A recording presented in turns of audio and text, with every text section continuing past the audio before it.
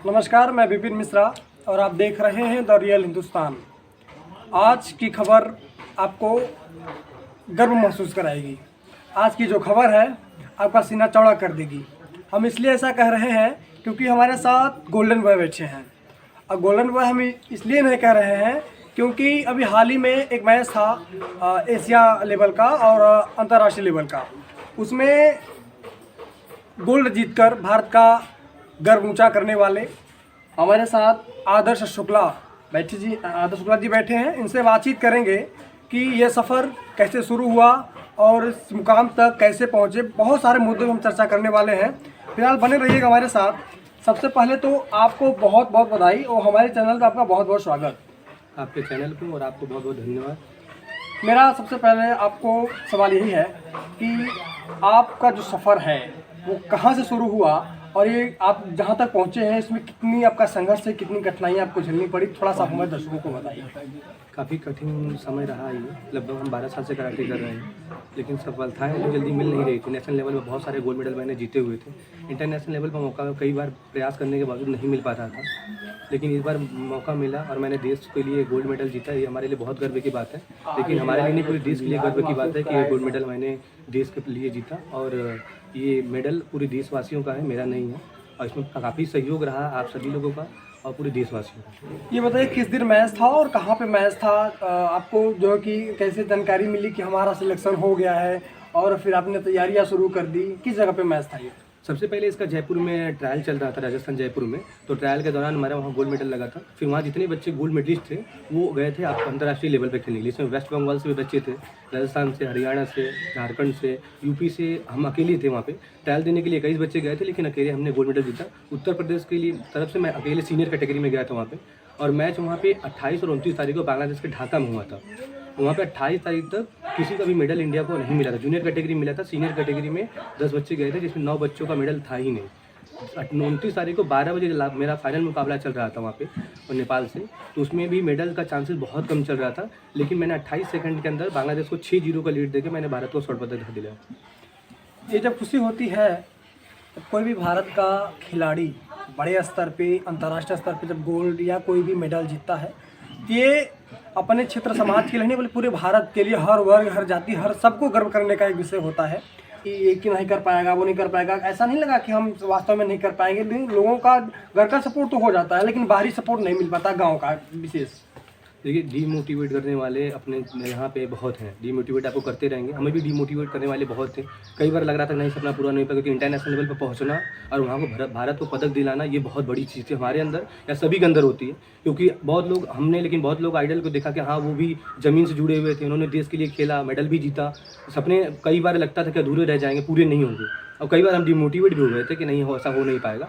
लेकिन ये था कि इतना, जैसे कि पिता का त्याग और माँ का प्यार रहा हमारे पीछे, उन्होंने हमारे लिए इतना त्याग किया था कि हमको ये था कि आप जैसे कि स्किल, बहुत लोग स्किल पे काम करते हैं और बहुत लोग बिल पे पावर पे काम करते हैं, लेकिन मैंने बिल पे पावर किया। अब स्किल क्या होता है कि आपको गिरा सकता है, लेकिन बिल आपको उठा सकता है। तो मेरा बिल जो था वो एकदम पावरफुल था और मैंने अपने बिल को कॉन्फिडेंस दिया अपने 100% और मैंने भारत को पदक दिया।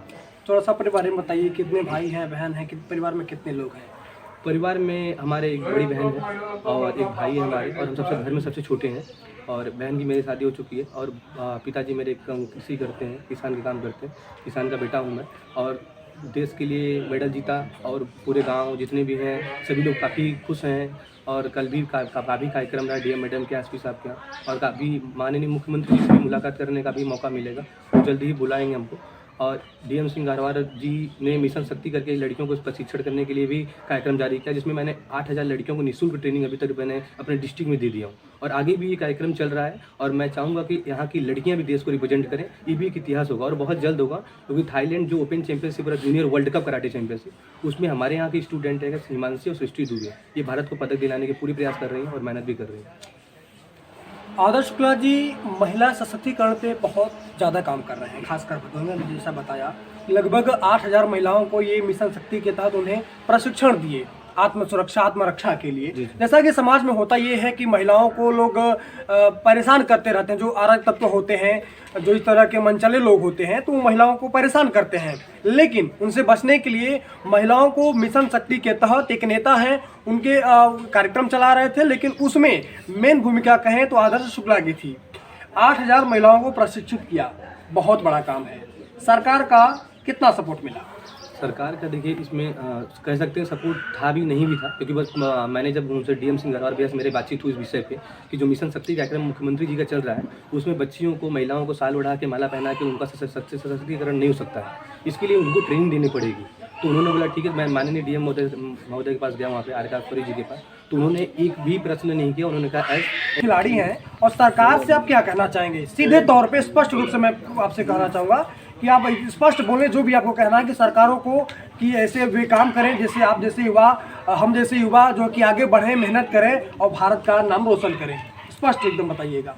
देखिए, हम जब यहाँ पे टूर्नामेंट के लिए जा रहे थे, मैंने एक हफ्ते पहले से यहाँ के जो जनप्रतिनिधि, चुने हुए जनप्रतिनिधि हैं, उनको मैंने फ़ोन किया, लगभग 20-22 बार फ़ोन किया उनको।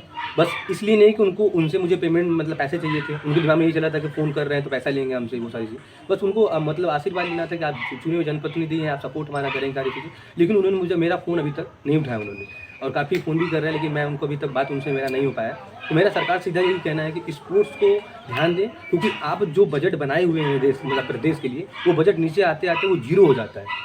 तो वो जो भ्रष्टाचारी है उन पे ध्यान दें, सीधे स्टेडियम में पेमेंट को भेजें। स्टेडियम का आप देखिए, वहाँ पे भदोही में एक भी स्टेडियम नहीं है, खिलाड़ी बेचारे परेशान हैं, बाहर जा के तैयारी कर रहे हैं, डाइट कितने पैसे लगते हैं, लेकिन कोई भी सुविधा नहीं मिलता है यहाँ पे।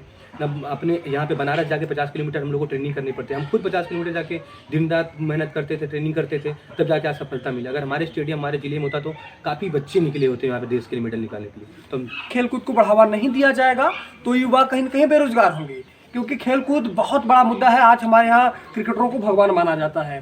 क्रिकेटर की इतर हम देखें तो ऐसे बहुत सारे खेल हैं जिन्हें हम उतना तवज्जो नहीं देते हैं।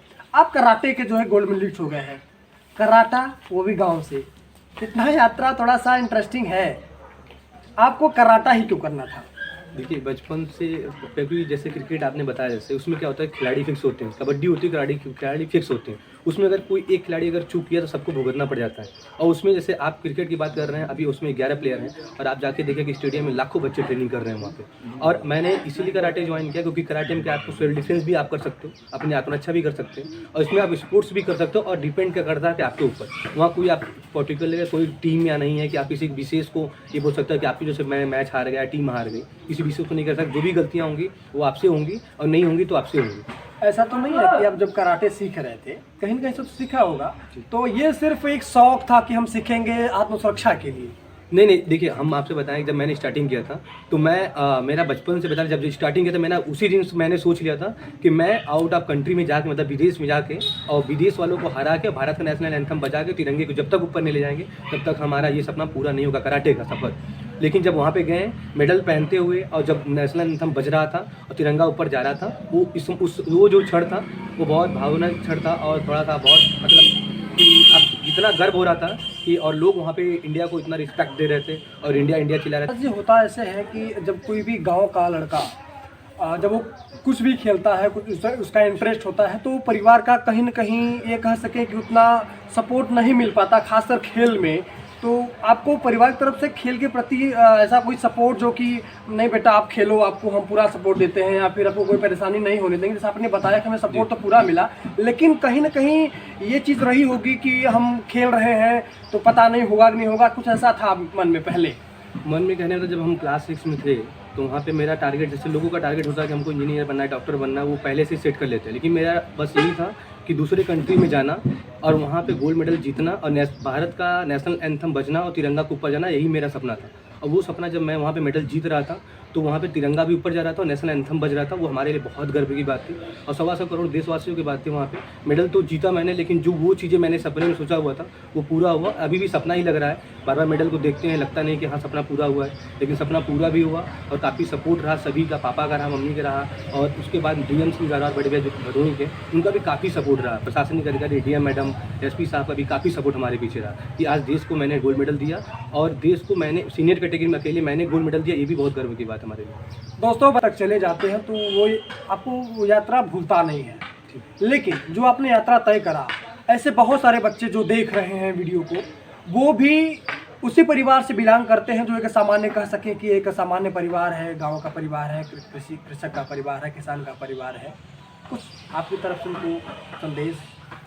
देखिए, संदेश यही हमारा है, जिससे कि अभी मिसाइल मैन के नाम से जाने जाते हैं वो, तो APJ अब्दुल कलाम जी, वो आप न्यूज़पेपर बेचते थे और आज मिसाइल मैन के नाम जाने जाते हैं। भीमराव अम्बेडकर जी को क्लास में बैठ के पढ़ा नहीं दिया जाता था और आज उन्होंने संविधान लिख दिया। तो जो छोटे स्तर से निकल के जब वो वहाँ जा सकते तो हम भी जा सकते। हम ही एक छोटे से गाँव से, लोगों ने हमसे बहुत कुछ कहा, लोगों का उम्मीद नहीं था कि मैं देश के लिए मेडल जीत पाऊँगा, लेकिन ये था मेरा विल पावर एकदम मजबूत था। और सबसे बड़ी चीज़ क्या होती है कि अगर आपके ऊपर पेरेंट्स का और माता पिता का आशीर्वाद है तो आपको कोई भी रोक नहीं सकता है, कोई भी दीवार नहीं रोक सकता। आपको आगे निकलना है, वो 100% है और आपको मेहनत ही आगे ले जाएगी और मंजिल तक पहुंचना। और यहाँ तक का सफ़र बहुत ही खुशनसीबी थी मेरी।